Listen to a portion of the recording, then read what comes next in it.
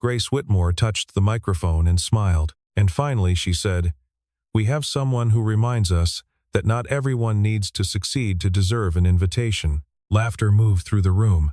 Daniel Cole stood in the center in a gray work shirt with paint on the left sleeve. He did not lower his head. He looked straight at Grace, the one person he had trusted enough to come back for, and she did not recognize what was in his eyes. Behind the stage, the screen flickered. Meridian Dynamics. Chief Executive Officer, Daniel Cole. The room went quiet. The afternoon before had been ordinary. Daniel came home at 4:15 with plaster dust on his boots and a thermos that had gone cold an hour before he remembered to drink it. Lily was at the kitchen table with her homework spread out around her, pencil moving in slow circles that meant she was thinking about something other than what was on the page. She looked up when the screen door opened. "You remembered tonight, right?" He set the thermos in the sink. "I remembered the reunion thing." "Yes." She studied him the way she did when she was preparing for a negotiation. "Are you going to change?" He looked down at his shirt, paint on the left sleeve, a small tear near the second button he had been meaning to fix for a month. "No," he said. She chewed on her pencil. "People are going to say things. People are going to think what they already think, Lily. That has been true for a while." He ran water over his hands. "It is not why I am going." She understood that the way she understood most things he said, not immediately, but in the way that settled in over time. She was 10 years old and had been reading him for 3 years without anyone to help her do it. He was pulling his jacket off the hook in the hallway when his phone rang. "Ray Ortiz." He answered it. "You are actually going," Ray said. "I am going." Silence on the line. Then, "Marcus has something planned for tonight. He has had Grace running the whole program, the introductions, the bit at the end." A pause. "She agreed to it, Daniel. All of it." "Did she agree to it?" Daniel said. "Or did she agree to the version Marcus showed her?" Ray was quiet. Daniel waited. "I do not know," Ray said finally. "That is something. It does not help you tonight." "No." Daniel looked at the hook at the end of the coat rack. 3 jackets belonging to him and Lily. 1 jacket behind the others that had not been moved in 3 years. He did not look at it directly. "I am not going because of tonight." "You know why I am going." Ray did know. The industrial complex on Roanoke's South End. 840 people and a Tuesday deadline and a term sheet that had been assembled without the knowledge of anyone who would be affected by it. Daniel had been maneuvering for 6 weeks. The reunion was incidental, except that the right people would be in the room, and Daniel had learned long ago that being in the right room at the right moment was worth considerably more than the discomfort of getting there. "I will be there at 7, Daniel said, and ended the call. He went back to the kitchen. Lily had turned in her chair. "Everything okay?" "Yes." He kissed the top of her head. "Lock up at 9.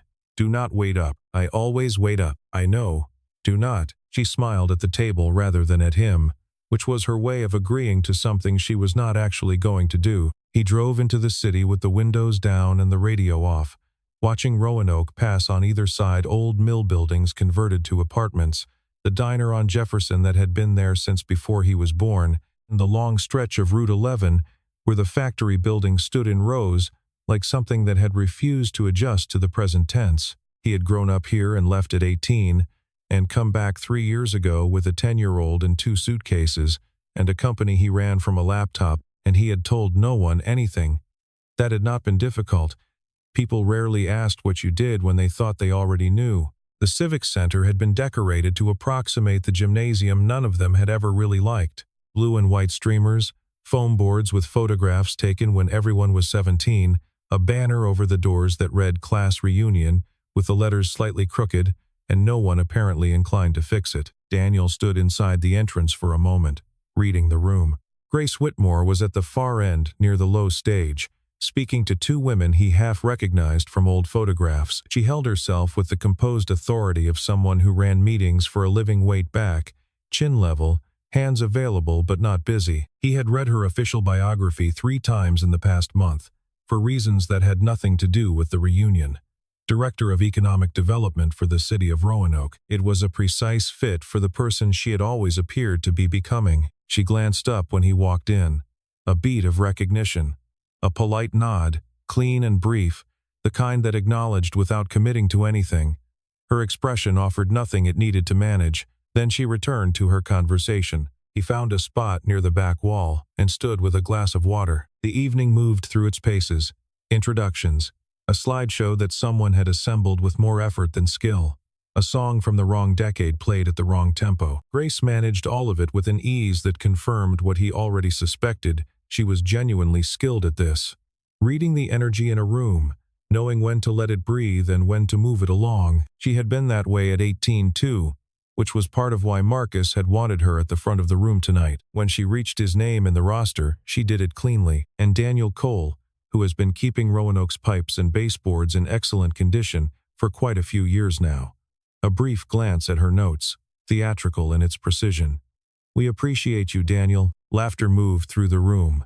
Applause with a grin built into it, the kind that carried a small current underneath. His phone buzzed. He pulled it out. Meridian board call in 10 minutes. Austin team waiting. CEO approval needed on Sheffield contract. He felt Grace's attention shift. Not obviously just a small peripheral movement, a fraction of her awareness relocating toward him.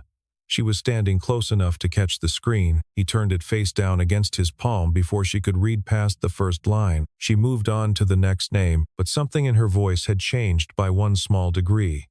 A pause where there had been no pause.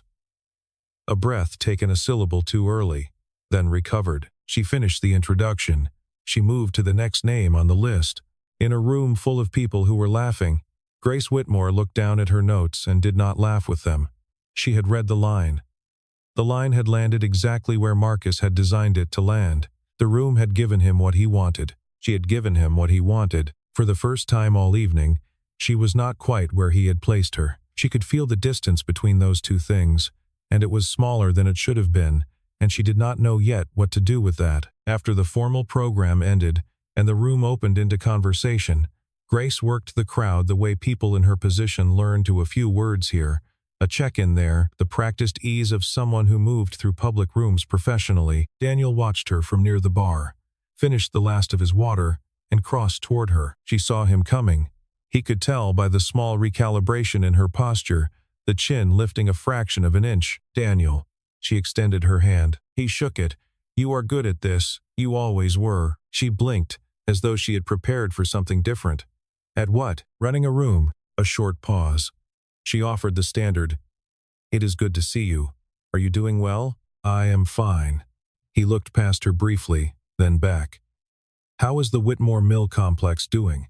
The renovation project on the south end, the one that was supposed to wrap in October." Something shifted in her posture.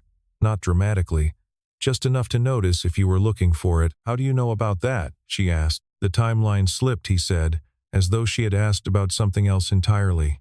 "Permitting issues. The city pushed the contractor, but the real bottleneck is the adjacent lot on the eastern boundary. It is under a separate development hold, which means the renovation cannot proceed past that wall until the land dispute resolves." He looked at her. 312 workers are affected by the delay. Roughly a third of them are on 60-day contracts that do not roll over automatically. Grace was very still.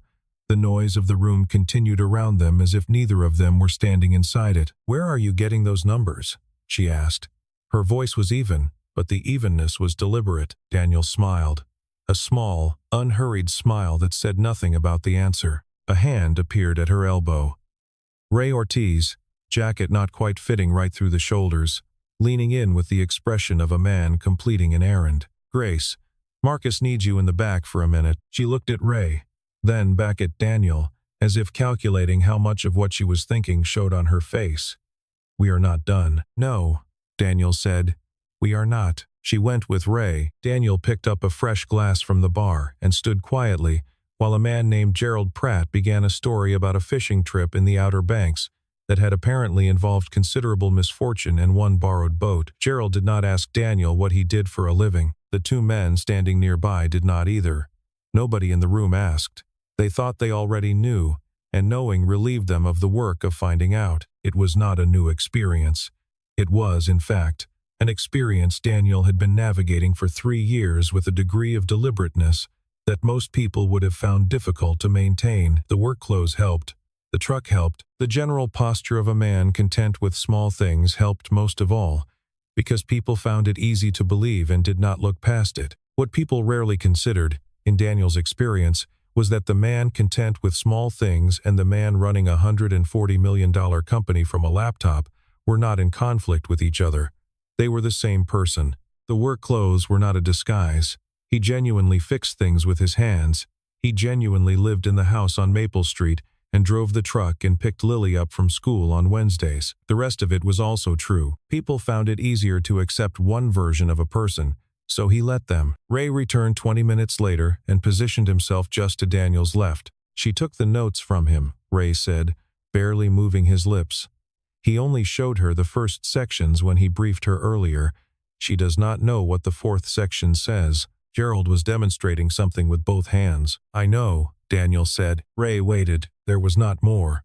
2 words, and Ray had known him long enough to understand that was the whole of it. The back hallway off the main room smelled of carpet that had absorbed 20 years of events just like this one.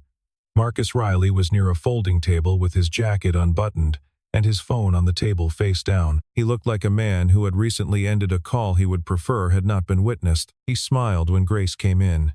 You are doing great out there. Exactly what we discussed. Grace stood in the doorway without crossing it. He knew about the Whitmore Mill timeline, the specific permit dates, the reason for the contractor delay. Marcus lifted one shoulder.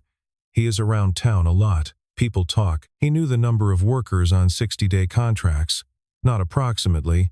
He said 312. Grace. Marcus picked up his phone and turned it over in his hand. The small gesture of a man who had done this kind of conversation before. There is one more piece for the end of the evening. I have the closing notes ready, just a few lines. The room is exactly where it needs to be. He held out a folded piece of paper. Here. She took it.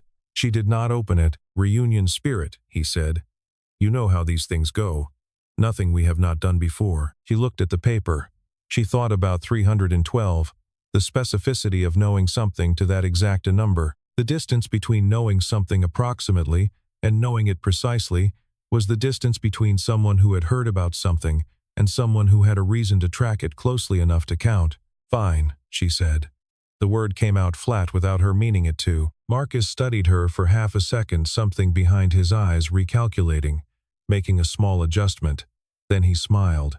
Last thing of the evening. After this we are done. He touched her elbow briefly, the practiced warmth of a man who had learned exactly how much contact people accepted from him. You have been great tonight. I mean it. She walked back out into the main room. The party had loosened in the past hour. Music had appeared from somewhere, something soft and forgettable from the mid-2000s, and small clusters of people had arranged themselves around it. She moved through them automatically, saying the right things, laughing at the right moments, the professional ease of it so ingrained that she could do it while thinking about something else entirely. Daniel was near the far corner, where Gerald Pratt had moved on from the fishing story to a story about his truck. Daniel was listening with the patience of someone who had decided, before arriving, what kind of night this was going to be and how he was going to exist inside it.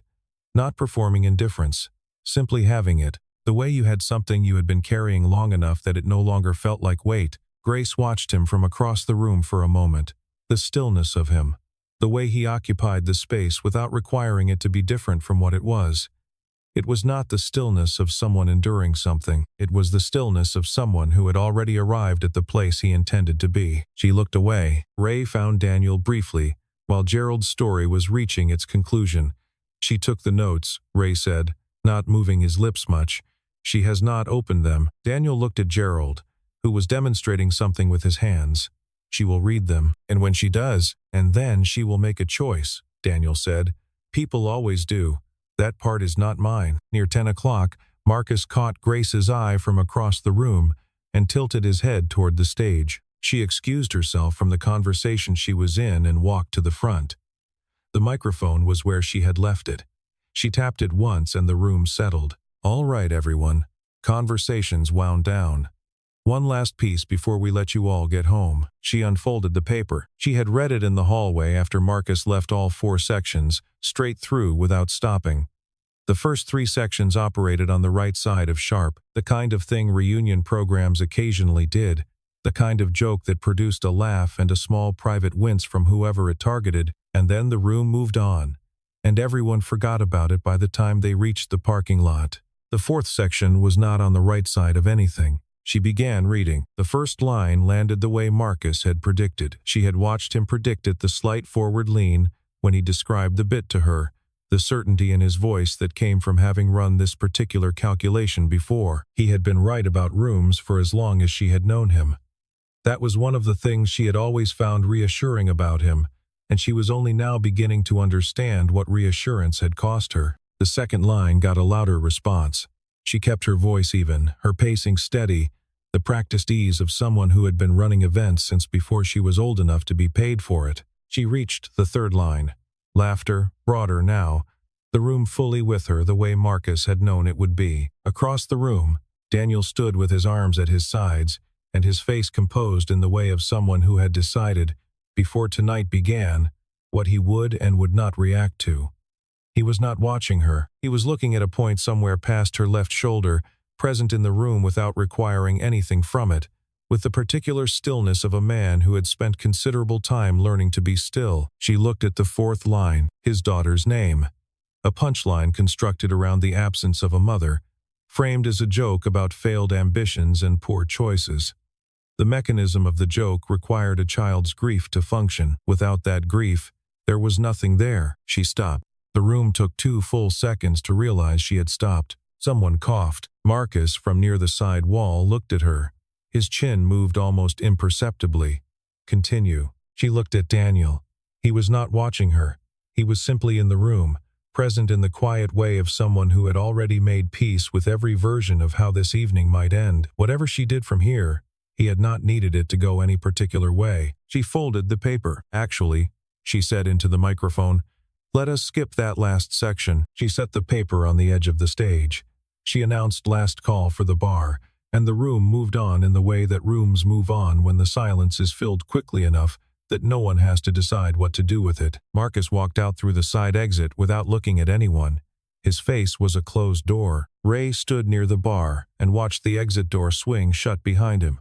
Something that had been building for 3 weeks settled quietly into place. The side hallway had wall sconces that gave off a yellow light and made everything look like a photograph from a decade that had not quite happened. Grace had come out for air and found that air was not the thing she needed. Ray came around the corner and stopped when he saw her. She looked at him. Tell me, she said. He had been preparing this. She could see it in the way he stood up slightly, the way a man straightens before delivering something he has been carrying. Marcus has been in negotiations for 4 months. Private equity group called Vantage Capital, incorporated out of Delaware. They are acquiring the entire South End industrial complex, all of it, every parcel. The deal closes next Tuesday. She waited. Their operating plan calls for all manufacturing facilities to close within 6 months of acquisition. The real estate gets repositioned for mixed-use retail and residential development. He stopped. 840 jobs. Most of those families have been at those plants for 20 years or more, some of them longer. The hallway offered nothing. No sound came through the fire door at the end. The yellow light continued its work without improvement. I found the documents in his office 3 weeks ago, Ray said. I was not supposed to be where I was when I found them, but I was there and I saw them, and I have been trying to figure out what to do about it since then. He exhaled slowly. There is one more thing. There is a competing bid on the complex. A company that wants to acquire it and keep the operation running, expand it actually. They have been working through a holding structure, but the parent company name was on the term sheet I saw. She was watching him without moving. Meridian Dynamics, he said.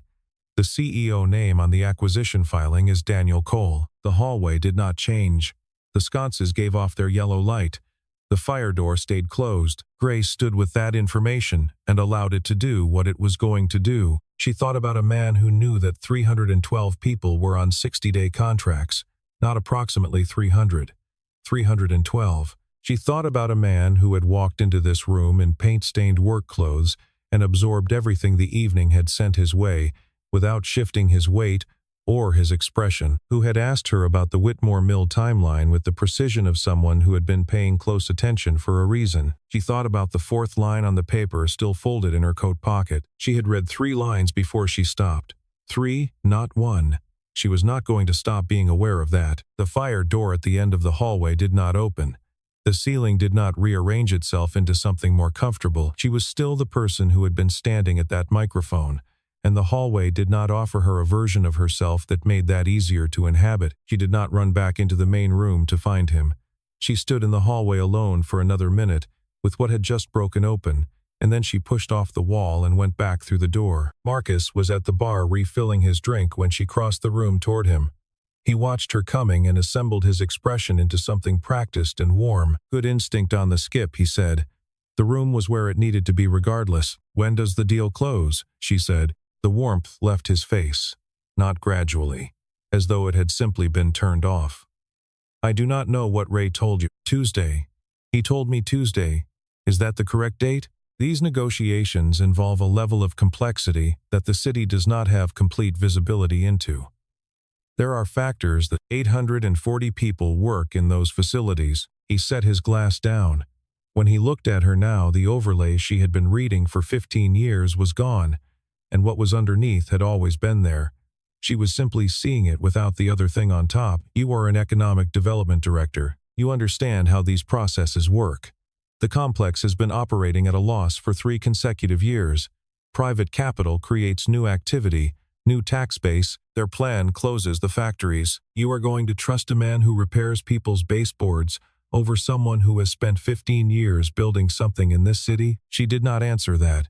She walked to the stage and picked up the microphone. "Can I have everyone's attention, please?" The conversation stopped. There was a real estate transaction being finalized this week, involving the South End Industrial Complex. I would like to know whether the council members present tonight have been briefed on the full terms of that transaction. 2 men near the back of the room sat up in their chairs. She knew their faces from City Hall meetings. Marcus was beside her in 3 steps. "This is not the time or the place for city business." "You are right," said a voice from the floor. Daniel was already walking toward the stage, not hurrying, simply moving toward it with the quality of someone who had decided what he was going to do before he stood up to do it. Marcus turned toward him. "You do not have standing here." "No," Daniel said. He stepped up onto the stage. "But my company does." He took out his phone. 2 taps. A video call connecting and then open. A conference room appeared on the screen. Long table, 8 people, the Austin skyline visible through floor-to-ceiling glass. 11 o'clock their time on a Thursday night. "I am going to ask the Meridian Board to confirm our acquisition position for anyone in this room who wants to hear it directly." He held the phone up so the screen faced the audience. Carl, a man at the head of the table, leaned forward into frame. "Meridian Dynamics has an active acquisition bid on the Roanoke South End Industrial Complex. Bid submitted 31 days ago. Terms include full workforce retention across all current facilities, a $12 million capital investment in equipment and facility upgrades over a 36-month period, and a wage benchmark structure tied to production targets. We are prepared to proceed immediately upon resolution of the competing bid." The room was completely silent. Marcus stood on the stage with his drink still in his hand. His face had the quality of something set too firmly that was beginning to find the lines where it would crack. "The competing bid," Daniel said, "plans to close all manufacturing operations within 6 months of acquisition. My team has a copy of the Vantage Capital term sheet. The council members here will want to see it before Tuesday." The term sheet came from Austin within 3 minutes and appeared on the venue's projection screen through a cable that a young man from the catering staff produced without being asked, as though it were simply a thing that needed doing, and he had identified himself as the person to do it. Marcus tried twice. He said the document was a preliminary draft. He said it had been taken out of context. Ray stepped forward from near the wall just 1 step, unhurried, and said, without raising his voice, that he had seen the final version in Marcus's office 11 days ago. He named the folder. He named the date printed on the cover page. He described the tab it had been filed under. Patricia Holm, who had sat 3 rows behind Daniel in sophomore history class, and who had been a city council member for 4 years, asked Marcus directly whether the council had been provided the full terms of the Vantage Capital deal prior to tonight. Marcus said the matter was in a sensitive phase and that premature disclosure could compromise. Patricia Holmes said she would be on the phone with the city attorney at 8 o'clock in the morning. Gerald Pratt, who had earlier told a long story about a fishing trip and who was the other council member in the room, said he expected a written briefing on his desk by 9 a.m., and that this was not optional. Marcus looked around the room once. There was nothing in any direction that was going to be of use to him. He walked out through the side exit. The door swung shut. The room exhaled. Daniel stepped down from the stage. Grace was a few feet away.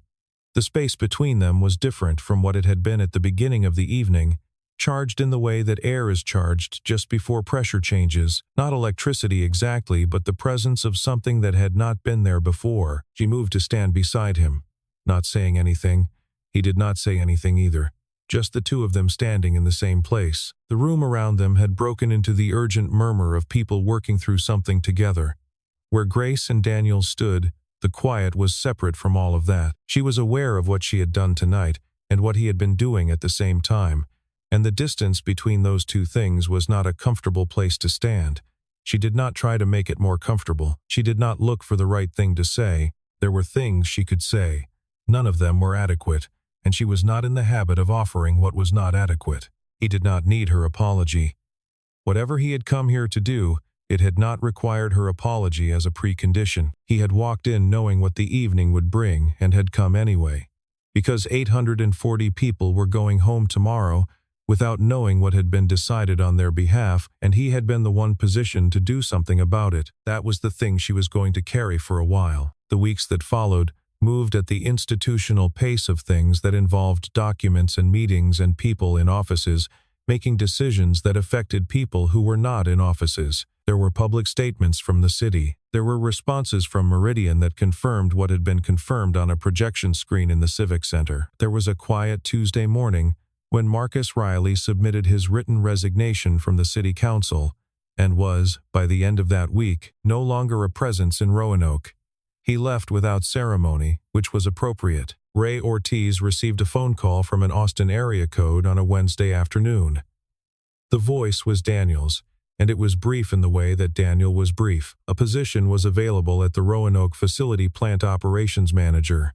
Starting date in 30 days. The terms were stated clearly. Ray said yes before the terms were finished being stated. The acquisition closed on a Thursday, 19 days after the Civic Center. The Roanoke Times ran it on the front page beneath a photograph of the main factory gate, a worker walking through it, slightly blurred by motion. The word lifeline appeared in the headline. That was accurate, if not complete. Grace came to the factory complex on a Tuesday afternoon, 3 weeks later, with a cooperative framework agreement, a formal arrangement between the city's economic development office and the new ownership structure. The paperwork determined that she should be there. She was honest with herself about that. Daniel's temporary office was at the end of the main building, in what had been the plant manager's suite. He had done almost nothing with it. A desk, a laptop, a coffee maker that was newer than everything else in the room, which was the only thing that suggested someone had made choices about the space. Outside the window, the factory floor was running, and the sound of it came through the glass as something solid. She knocked on the open door. He looked up from the desk. Framework agreement, she said, and held up the folder. Sit down, he said. She sat. They went through it section by section. He asked 2 questions, both precise and both relevant. She answered them. When the final signature was in place, she stacked the copies and returned them to the folder and set it on the corner of his desk. Neither of them stood up. The Sheffield equipment in the East Wing, she said. That was ordered before the acquisition closed. The timeline required it. You were planning this before the reunion. Weeks before. He did not deny it. The bid was already in. The reunion was a pause. Something that was happening at the same time. She looked at the folder on the desk. I read what Marcus had written. All 4 sections. I read 3 lines before I stopped. I want you to know I am aware of what that number is. He said nothing. She had not asked him to. The plant tours start next week, he said. If the city wants a representative from economic development, there is a slot on Wednesday afternoon. She looked up.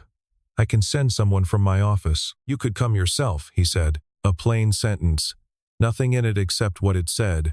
Wednesday, she said. He nodded. She picked up the folder and walked to the door. She stopped at the frame with one hand on it. She did not turn around. Thank you, she said, for what you did.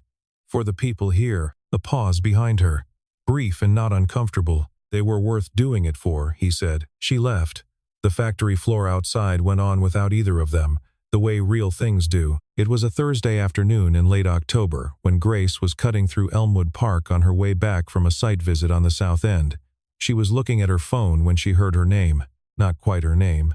Miss Grace, which was a construction she had heard once before and which belonged to one specific person. She looked up. Lily Cole was on the grass 20 feet away, waving with the complete confidence of someone who had already decided they were friends. Daniel was on a nearby bench with a coffee cup and a book open in his lap that he did not appear to be reading. "Hey," Grace said and walked over. "We are just here," he said by way of full explanation. "Dad said we could get dinner after. I picked the place." "Good choice," Grace said, not knowing which one. "The Thai place on Campbell Avenue. They have noodles Dad pretends not to have a preference about." Daniel looked at his coffee cup. Grace sat down on the bench. Lily settled cross-legged beside her father, with the ease of a child who did not find benches awkward. The park moved around them, a dog at the limit of its leash. Two older men at a stone chess table not speaking, the fountain near the south entrance doing its slow and steady work. "My mom used to bring me here," Lily said, "to no one in particular. She was watching the dog. We had a spot near that big oak. She would read and I would just walk around and find things." A pause. "Dad comes here sometimes.